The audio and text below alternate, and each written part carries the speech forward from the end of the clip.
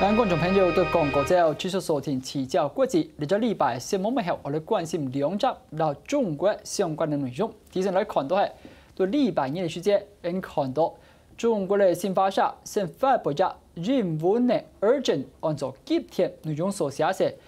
有可能中共而建议三天国家主席、副主席连任两届的限制。结果呢只消息震撼国际，所以今日的节目地图为大家邀请到你的中国专家，也係你的好朋友张国生张教授，帶來全面分析。教授你好，主持人各位觀眾朋友大家好。教授，我先簡單講一下嗬，從你看到呢新聞的時間，前兩日最新呢又出來講，你下要檢討到底新華社、馬社案如何將呢韓文課題事情先發不出去。我看到的新聞是提講呢一天係偏言的，那有可能，因為連英文歌都寫好翻好嘅，按衝太事情啊，因為係冇可能成功，所以我總體來看，尤其係仲告訴你係研究共產黨、研究中國的專家，你睇睇你要辦看呢件事情，做乜呢時間點會傳出按樣嘅講法？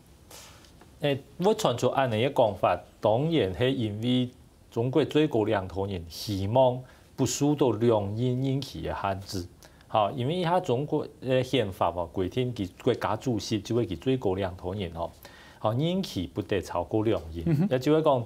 任期不能超過10年。好，10年一到，好佢就要下台。啊，而家即習近平已經進入第2任期，好，假設好即原來嘅規定嘅話，吼，即等於講在冇過幾多年，佢就要下台。因此一擺嘅規定哦，他家就提到有可能吼佢唔想到2022下台，好，這種履行10年的限制，好，希望講能夠繼續做，好多做基因咯。當然，而家中國佢官方一出來發言咧，就係講佢唔係講一定要做終身，好，唔係講一定要做到死體，但係講佢不再受以前兩院一定要下台嘅限制，亦只係講一擺最重點就係講，乜嘅時候要下台，係由佢自家來決定，佢自家來控制。唔像過去吼受到中國的憲法的限制，吼2年一定要下台。而家做乜佢會有一種咧，韓香港係咩假新聞，嚇發唔錯消息嘅種講法吼。我想喺中國嘅官方對於有係海內海外吼普遍不表示贊成吼，反彈太係一種反應啦。因為佢講大家知道習近平要做到終身吼。不管佢黨內黨外吼，贊成嘅人吼並不多啦。大家小佢講想要做皇帝，做皇帝係咪有辦法做到皇帝嘅係另外一件事吼。重點係講以前10年就要下台，所以下一萬人接班，好，然後接班以前吼，大家所有嘅人，因為你要做到中國最高領導人，唔到前一屆你先至少要做到政治局嘅常委。冇就會創業嘅省委書記，然後呢，唔到下一屆要想要做到省委書記，前一屆一定要做到某個官吼，可以講已經就確定，好，他家當委嘅就要排隊要排好，而家唔改變啲規定吼，他家亂踢，好，因此啊，對一啲共產黨內部吼，將來維持一政權嘅穩定啊，可能會有一定程度嘅影響，因為做乜嘅呢？萬人吼要做到國家領導人，要做到中國共產黨嘅總書記就會最高領導人，你一屆至少要做到政治局嘅常委，這確實係其中一項。你一屆要做到政治局嘅常委，你上一屆至少要做到政治局嘅委員。好，因此呢，萬人上要上位吼，就提到講唔可以行乜嘅路，一步一步是一步一步。然後中國有規定吼，政治局嘅常委不能超過幾多歲，好，政治局嘅委員不能超過幾多歲。因此呢，假設講都會幾多歲，唔係冇做到幾多位吼，人家承認冇機會，人家承認可以講就冇機會，所以人家就認分嘅。因此呢，下一屆領導人或係乜嘅人吼，基本上雖然他家唔見得查得出，但係也唔可以太大嘅範圍，因為就會啲幾十人年齡吼符合規定，然後職位已經都會幾多位嘅吼。啲人嘅假設講一啲規定改變以後吼，他家唔點樣嘅排隊啊，也對中國共產黨嘅穩定吼影響有一定嘅影響。我來看一件事情吼，你係講時間來客減來觀察係咩事提供，呢下擺啊通作大家唔是按意外，因為你看到像習近平19太空佢謀殺接班人，像告訴有講到，其實你對下一屆之前你是大家是同意到杀下来马萨真赢味嘅，不过习近平都已經看唔出來，都係叫佢培養馬薩。你係就係觀察一點，另一點是講，你從鄧小平嘅時間其實見講先10號這8年啊共同領土，不過呢擺習近平對呢年代嘅文化大革命以後確定嘅事情，佢規則上來改脫，係咩？你也在想過。鄧小平對中國拳台，尤其共產黨發展是按重要任務，佢時代都習近平結束嘅。喺咩結束啊？上下我再觀察，因為鄧小平時代最重要嘅事實就會改革開放。改革開放就會中國共產黨講啊，要建設所謂有中國特色嘅社會主義，所謂社會主義嘅市場經濟。一點色彩就係資本主義，係啊，像你啊，其實習近平也講，富強比民主還重要，富強排第一，嗰類就係民主。所以講以前中國共產黨係會強調講所謂黨內民主所以一下強調富強，實際上完全就資本主義啊。所以大家看到中國嘅經濟成長也算當家，有許多中國大陸嘅人士都講各方面嘅發展，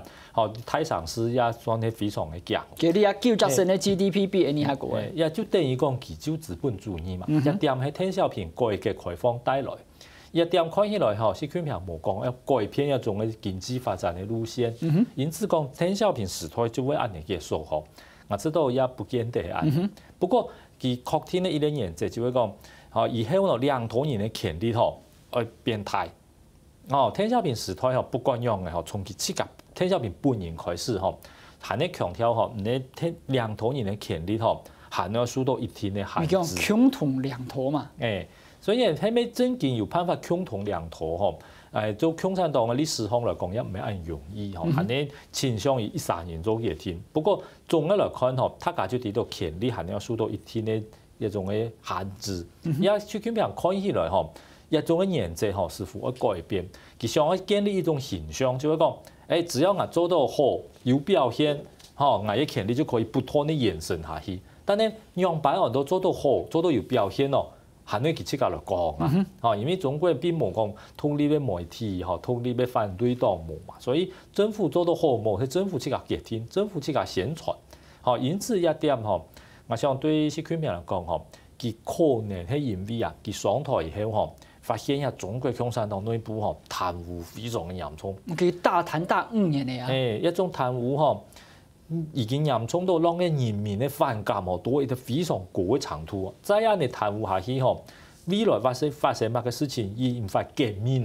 可能一中國共產黨嘅天下會受到非常大嘅影響，甚至於結束。所以其實喺度嘅維穩啊。所以佢有兩個做法，第一就會打貪，就會講把一貪污嘅把佢捉槍槍。一方面整治民心，大家講實在做到以後。第二也係消除一種對政治上有可能反對嘅人，因為唔講一旦講到貪污怎麼拿到錢，除咗佢自己拿來使用外就會累積佢自己嘅實力，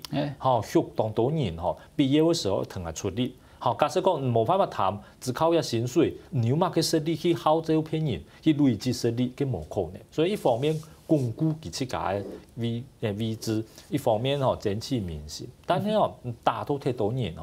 可能一種嘅反感也唔係輕易簡單可以消除，輕易可以消除。因此佢想萬一在過去江澤民附近他一樣行省嘅時候我就下台萬一本人前酸樣㗎行省但係我就下台萬一本人作起來本人前酸也唔係完全冇可能嘅。其他國家發動類似政變嘅事情前酸過去兩頭年一種就有發生。當然中國未必一定發生，但係佢會擔心，所以乾脆要不斷地做做到安尼反正人家將來也看唔到。我想一種也可能係某些原因之一。不過呢一點告訴講下度，處理下來看係佢經營嘅部分。係講呢種規則焦點，放到中國來講，時間來較長啲。你看到像《Economist》經濟風雲雜誌佢對其實2013年加習近平啱上任嘅時候，其實有隻封面都好，佢咯習近平打扮到像皇帝咁樣坐到兩義檔做個皇帝嘅衫。其實講標題寫講，你來轉到1793年，其實呢，嗰些清朝像係乾隆皇帝嘅時間，喺咩佢都暗示講，佢為咗要改變共產黨嘅制度啊，佢要行以前乾隆呢一條路，因為佢外交啊、乜嘅內政政策，首先看佢切下來嘅添嘛，因為佢呢下一下脫胎咧，所以佢要翻下乾隆皇帝開始翻咩從開中國從清朝嘅沒落窮樣，本中國下面哪一擺嘅沒落？歷史上嘅朝代嘅沒落嗬，同制度有相關啦。哦，因為靠皇帝嘛，皇帝萬一做到唔好，頭腦唔好，佢冇辦法穩啊，除非發展革命嘛。民主國家咯，做到唔好，時間到嘅，他咁樣選佢，選較好嘅人，所以民主國家所以看起來亂七八糟，但係維持當長久，反而一獨裁國家嘅王朝，幾乎就冇講維持幾久，一定會消滅，除非改成無權嘅君主立憲咯。像英國咧媒體係用一種理論咯，對中國嚟講，其實最大問題就係乜嘅咯？以前講10年下台，即所以講下台以前一定要請13年做一接班人，嘅13年可以做接班人，當然我也現任嘅領導人喜歡嚟上升嚟，把我提拔到應該位嘅行我真有機會做接班人，所以維持一種基本上效忠嘅體制，萬人做領導人，他就愛效忠佢，真有機會本佢提拔，本佢栽培皇上。然後呢，等到一接班人上台以後，你講對一前任嘅領導人雖然已經下台，但係畢竟一新嘅人係佢提拔咧，所以等於咧命運嘅共同體，我也唔可以前選佢，前選佢就等於飛天嘅出家嘛。所以一種中國共產黨過去10年咧，任期之後。因為係一種最穩定嘅制度啊！現任咧托下任咧，然後下任咧上來之後維護前任咧，然後呢全部都喺中國共產黨嘅一黨嘅體制之下，因此不管樣嘅黨內樣嘅反，黨內樣嘅意見對外限嘅維持共產黨，冇共產黨冇一個正當性，所以中國共產黨雖然蘇聯解體嘅，中國共產黨還可以維持研究。蘇聯解體以後30年，中國共產黨看起來係冇像解體一樣嘅，一點同一種嘅任期制有非常大嘅關聯。但係呢，未來假設真正改做終身制後，領導人乜嘅時候下台唔對啊，因為看佢設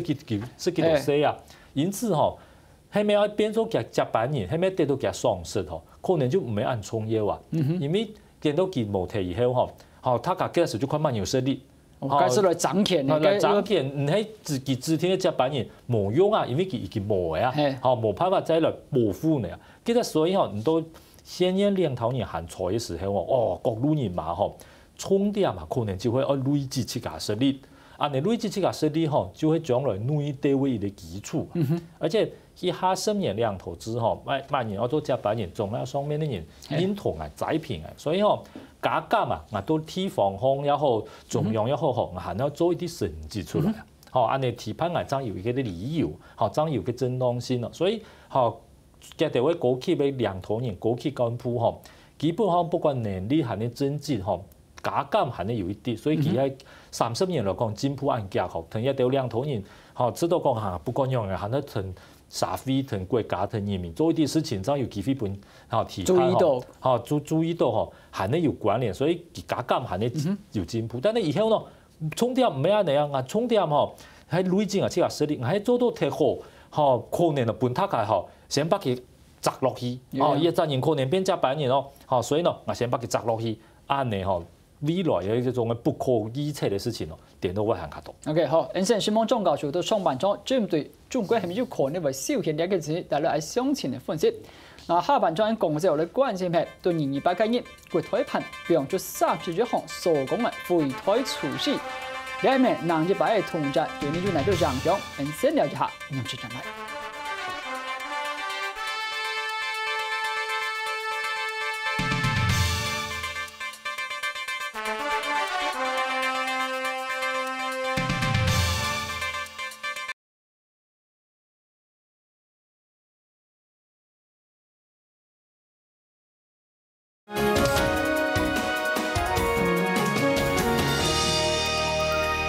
咁大家嗰隻擺轉到討論嘅現場，下半場嚟關注係國台盤對2028嘅日，比方最近行記者講嘅過年大禮包內容係包含咧31項廢台處置，呢件事情係先係咪簡單？你看到第一個反應講又來了，又係統戰，也係冇統戰咁簡單。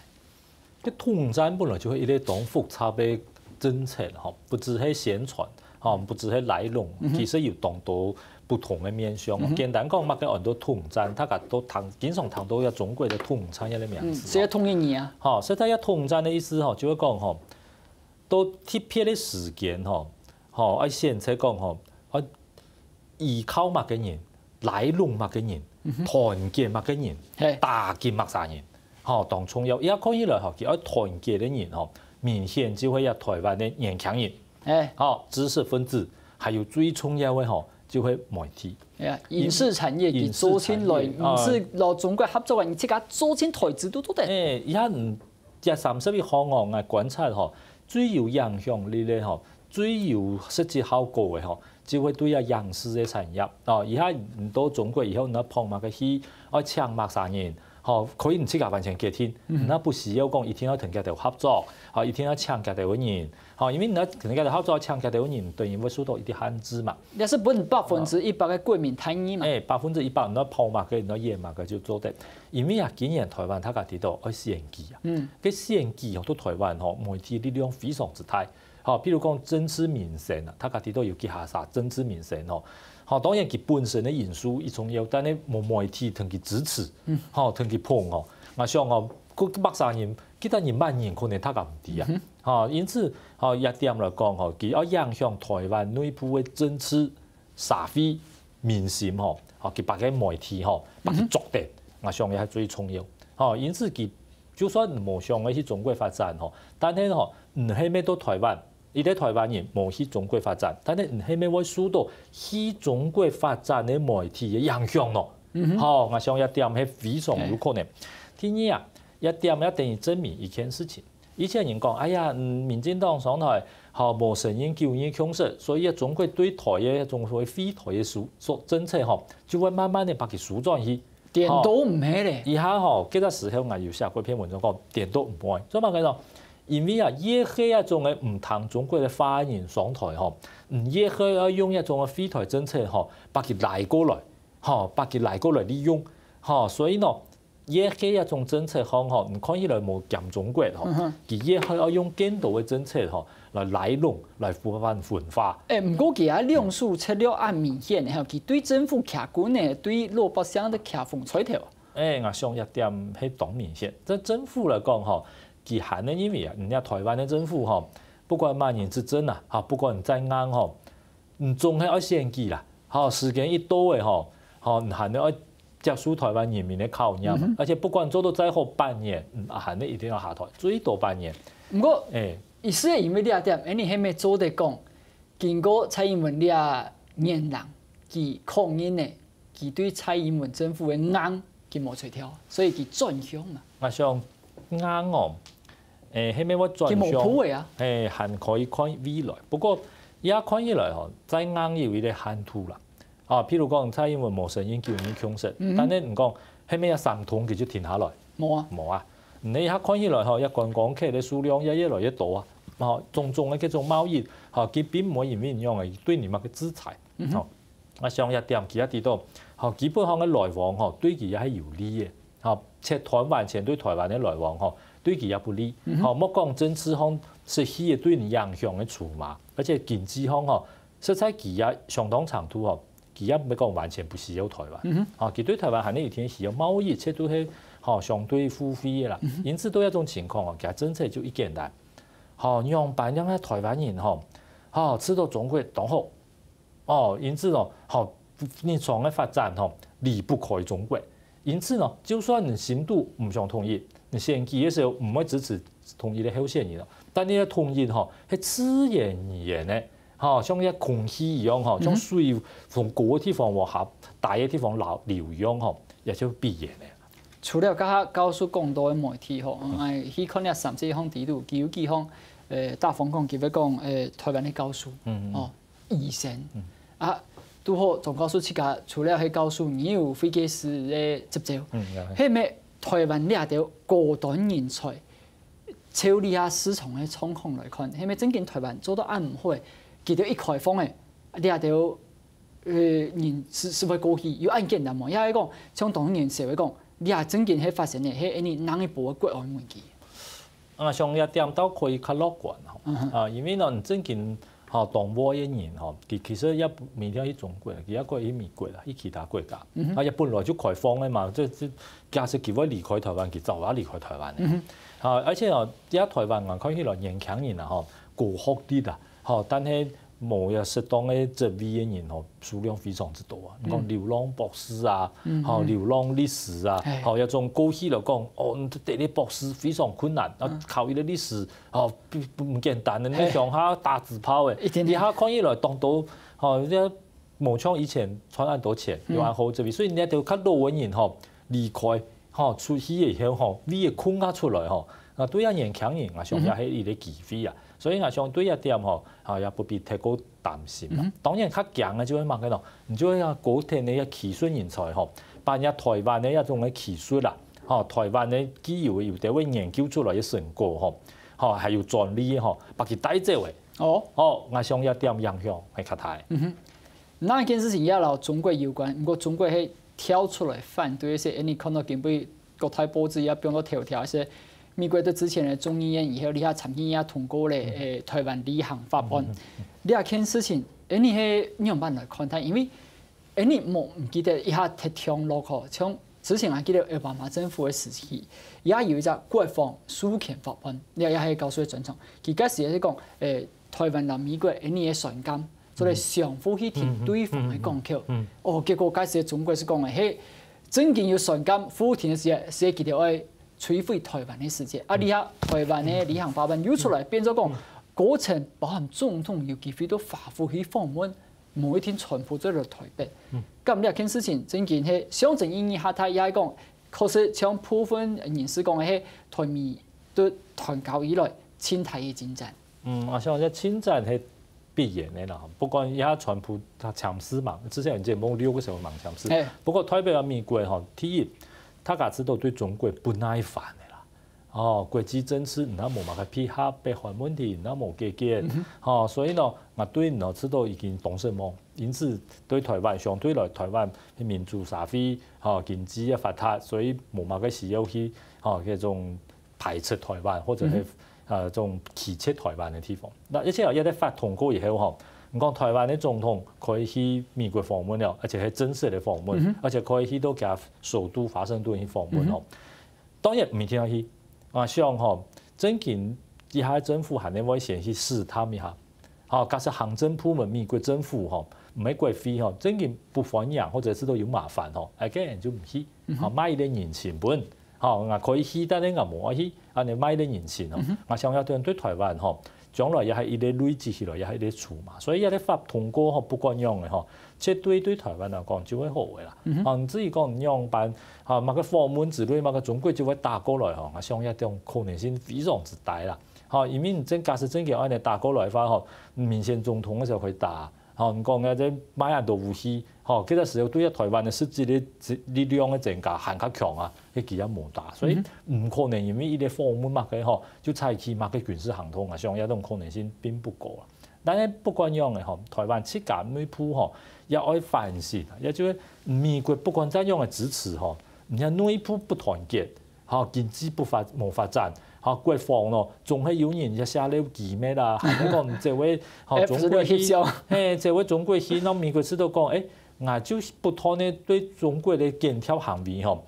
有所警覺嘅時候，唔反而對中國暗度嘅合作，跟個對我嚟講，我唔知道當奇怪嘛？我知道一點台灣內部按樣嘅檢討強化自家實力認同團結啦。我知道按你美國聽說其中咧有啲基礎啦。我這樣對這位像奧巴馬政府佢因為簽嘅國防主權法案，簽完簽冇通作啊！咩你啊台灣履行法到時也變到用，係嗰個啊，到時全部也簽咩啊？問題你做唔做唔到即刻開就講我前面嘢去法府來行了以後，也較無強樣一點就會講以前國防主權法啲係講增加軍事合作，但係因台灣不管用國防經費也有限啊。你國防嘅人才也有限，唔講用嘅合作有一定限度，唔係講美國買像我買半萬嘅武器，唔就要錢，你就有能力去买去使用。但係你要訪問較簡單啦，哦，你真見即佢做地去訪問就去訪問，去訪問美國人講國內嘅強勢也較高嘛。你講國民黨然後萬年執政蔡亞當總不至於反對講，去美國訪問，美國歡迎你訪問，你講做唔得去，馬上也不至於。所以一點嘅強重同佢本身嘅條件國防同外交冇完全強用。所以我知道一點將來對台灣係一個當好嘅機會。譬如講總統唔去訪問華府，我講冇本人拿下台，中國已經可以派你提示。拿定買一封信，